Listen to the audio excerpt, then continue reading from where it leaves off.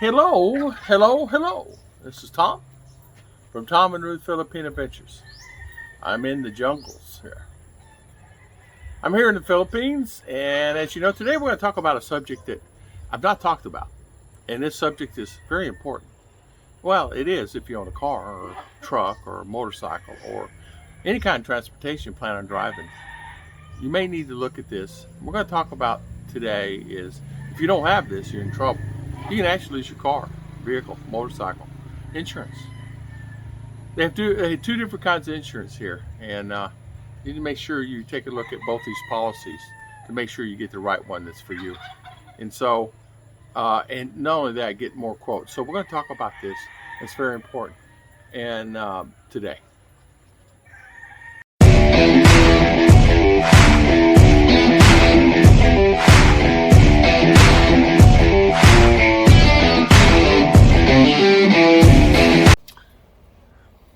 Most of you never believed this in a million years. I mean, Tom, how in the world did you have all this stuff? How did you do this? I used to be an insurance agent at one time. Had my own agency. Believe it or not, car insurance, life insurance, health insurance, all the homeowners insurance. I did it all. So today we're going to talk about this briefly. And we're going to talk about car insurance. And we're going to talk about other things. But the first topic we're going to talk about is here in the Philippines, do you need car insurance? Do you have to have car insurance? They have two insurance policies here. One is what they call a third-party insurance. Third-party meaning it's a cheap policy. You pay, 3,000-4,000 peso, and you got a policy, 5,000 peso, and you got a policy. It lasts you a year. It's third-party insurance. It covers. It's a low-end policy. It covers the people in case you get in an accident. Say, for instance, tear up someone's car. It might cover piece parts of that. But say, for instance, you get in an accident, it's your fault, and say someone gets hurt. Big question mark. Covers up to a small amount of money. That policy runs you about 5,000, 6,000 peso a year. Then they have what they call a comprehensive policy. Costs you about 1,000 peso a month on the average. To be honest with you got to get a good policy. It's going to run you about 2,500 to 3,000 a month. And that's the kind of policy you really need. Some honestly, there have policies out there for $100 a month, just like it is in the USA. So you really, that's what I paid Geico's $100 a month before I came here. So those policies, depending on what your type of car it is, what your car it is, it's the same story. What if it's in good shape, it's not in good shape, if wheels are falling off of it, we'll guarantee you some type of policy. If you have a new car, look out, you'll get zinged. What they do is you have to have your car inspected to get your tag. So they take it down, check the emissions on it, you bring it back, you pay a fee to do that, then you get your certification to get your tag, you pay that fee, and it varies anywhere. I think our tags on the car, it came with the car. We had them just do it all. I think it cost $100 total, everything. And then we bought insurance. Now, one thing that I said, they had insurance on it when we got it. It was it was the deal I made. I made a deal with them. They put the insurance on the car, and so we have insurance. We have full coverage insurance. You got TPR, third party insurance. TPR. The thing about that insurance is it just covers you for just littles. So, but you need a good policy if you have something, you get an accident. Now, there are people that lost their cars and taken away from them by the police department because they didn't have a decent insurance policy and they couldn't cover the medical and other pieces, parts on the other person when you hit. They could not cover it. And not only that, yes, you will be sued. And you cannot cover the other things. Now, the repair of their car, the repair of your car. On the TPR insurance, you are responsible for covering your own car. You have to pay to have your own car covered.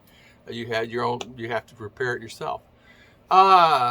Insurance here is 99% of the time, you'll find that it's not mandatory. It's mandatory when you get your tags, but after that, after a year, it goes nil and void, and people do not renew it. But a good policy, a low-end policy on a comprehensive policy is 1,000 peso a month. That's low end. That's low, low, low. Medium to large, you can get anywhere from $50 to $60 to $100 a month. And most dealerships are requiring people that buying a new car to have the $100 to $120, $150 a month. Now, if you're looking at that, that's exactly, depending on your age, depending what's going on, that's exactly what you're going to be paying in U.S. in some cases. That guy's going to tell me today, man, there's no way in the world I could ever pay $100. Man, they're dinging me for $250 to $300 a month. It depends what car you're driving, guys. And it's like anything else. Where's your house located? Where's it residential? Where's it located? It's in a flood zone. And so that dictates the policy of homeowners. It's the same thing with a car. Where do you live in the Philippines? Well, I live in Mramuk.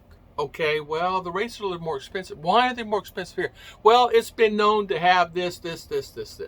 So you really, it's amazing. And guys have asked me about this and just hit me today. I said, I've never done a video of this, all the videos. I don't think anybody else ever has, but if they have, it's okay. If they haven't, it's okay. But I wanted to talk about this briefly. Same thing with life insurance. You're going to need maybe some type of policy to get life insurance. And sometimes they'll put one together for you in that policy with a car, but you need some type of policy. This may be a little life insurance policy, and that'll be one way you can get it, even if you're over age. Now, a lot of times I try to get life insurance. They won't insure me here because I'm an American and I'm over a certain age and this, that, and other. And so it's okay. It's not a big deal for me. That's one of the reasons why I'm headed back in that neck of the woods, so we can kind of get things in order and she can work a little bit and go to that next step that we're planning to do. But you really have to look at this. Now, an American reason that I'm doing this video, when I first arrived here, an American lost his car. It was a brand new car. It was 1 year old. He bought it off the showroom floor. It was 1 year old, meaning it had no miles on it. It was just something they had, and they tagged it, and they gave him a good deal on it. He bought it. It was within the first 2 weeks, 3 weeks, he's going around a corner.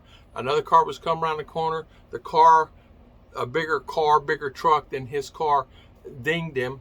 And when they did, he ran into a business. Well, when they did that, of course, they claimed that he was at fault because he took too wide of a turn coming around the corner. And that's what they said. I said, did you do it? Well, I didn't think I did, but they said I did. And he said, I've taken thousands of right turns in my life, but this guy was in my side and I'm in my right lane. So what does that kind of tell you, Tom? So I said, well, what happened? He said, I lost my car. How did you lose my car? Your car. He said, I lost the car because I was driving and I had insurance on it, and the insurance I had was what they call the low end. They gave me a policy on the low end, and I couldn't help that lady that had neck problems and the baby that got thrown to the front seat because the baby was not in a car seat. They don't require babies to have car seats here. A baby right in the front seat, right on top of the hood, it doesn't matter. And that was the thing, and it got him. It nailed him. So, guys, if you're coming here and you're buying a car, there's two things. Rethink maybe on how you're going to do the policies and be very careful. Because I've actually found myself a lot of times I'm not sure that I want to hit the roads on the current situation with it. Because even in a motorcycle, if you get in an accident and if you don't have correct coverage on that motorcycle, you're liable. You're liable for both. If it's your fault. Now, if it's their fault, they're going to I don't have no money. So you're going to have to repair your bike and your car no matter what. You're just going to have to do it. You have no choice. Well, if you want to drive it, you'll have to repair it. So you really have to think about that. But the guy was telling me, Raymond and I were sitting there talking about that, and I remember that. And he did. And he was literally in despair and grief that he just bought and paid cash for the car, and it's gone. It was parked down at the police department, and I saw it. It's not the police department. I said, so they took the car? He said, no. Not only did they take the car, I'm standing there in the street and the car is gone. They pushed the car down the street. Even though it had a flat tire, they found a way to get that car down the street. And I said, well, I don't know what to tell you then. I'm sorry that happened to you. So he says, don't drive here. That was one of the reasons why I didn't drive here for a while. I remember that. And I remember when I bought this car, I said, oh boy, oh boy, oh boy. So just think about it. Now, I had 2 friends buy a car this week. They're friends from the channel. And they bought 2 cars this week. And I think another friend, BT, bought a car this week also. So that's 3 that I know. So if you guys are listening to this message, think about that. And I know Claude has a car, and he's going to park it because he's going back to the U.S. And he even said the same thing. So just make sure you have the correct insurance. And don't just get 1 quote, get 3, 4, 5 quotes. Because the insurance agency that here, it's like an agency that works for Metropolitan Insurance or Life and Casualty or Hartford. I'm just saying, they're going to quote you their insurance. So get a quote from them, get a quote for them, get a quote from them, and find the best source. Make sure you get comprehensive. Repair to your car, repair to their car, repair to any medical conditions that you may have caused and that has been caused upon you. And make sure, hopefully, that someone ever hits you that they have insurance. If not, your insurance has got to pick that up. And does it cover you if you drive their car? Depending on a policy, it does cover it. But that is an extra rider in some cases, and you have to really make sure of that. Because that particular, mine's only covered my car. If I drive somebody else's car and I get in an accident, nope, it does not cover me in someone else's car. So, and if I drive the car and I get in an accident, I'm responsible for everything. So please be careful, especially if you're a foreigner and you're driving here in the Philippines. If you're a foreigner, you have to be very careful on all those things. It's that little stuff that kill you, man. It's that little stuff, that small stuff that you wake up one day and says, oh boy, I bought this and I'm driving it and I opened up a keg of worms I maybe shouldn't have had to. The guy was literally, his name is Rolando, and he was from South Miami Beach. And Raymond and I were sitting there telling him, we're so sorry this happened. And Raymond says it took him a year because, well, when you buy something and you pay, I think he said $12,000 for the car. And it was a new car to him, and it was a new car. And it gone. And he said, I worked so hard to get that money. He's not here anymore. He's back in Miami. He took his Filipina back to Miami right after that incident. Not because of this time, but this was 6 years ago. God bless everybody. I've been rambling on for 12 minutes. Thank you so much. I'll see you guys next time. And thank you so much for all your support. And I have my boss over here. I think he's chewing on something there, and he's not supposed to be. God bless everybody.